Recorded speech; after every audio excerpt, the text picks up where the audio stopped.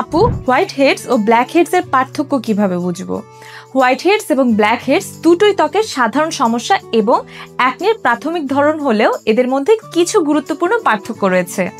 White heads তখন হয় যখন ত্বকের ছিদ্র বা পোরস সম্পূর্ণ বন্ধ হয়ে যায়।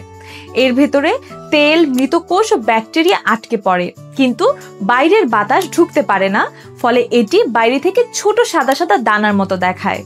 অন্যদিকে ব্ল্যাক হেডস হয় তখন যখন পোরস খোলা থাকে এবং ভেতরে জমে থাকা তেল ও ময়লা বাতাসের সংস্পর্শে এসে অক্সিডাইজ হয়ে যায়, ফলে সেটি কালো রং ধারণ করে। তাই হোয়াইট হেডস দেখতে সাদা আর ব্ল্যাক হেডস দেখতে কালো হয়। সাধারণত নাক, কপাল ও থুতনিতে ব্ল্যাক হেডস বেশি দেখা যায়, আর হোয়াইট হেডস দেখা যায় মুখের যে কোনো অংশে।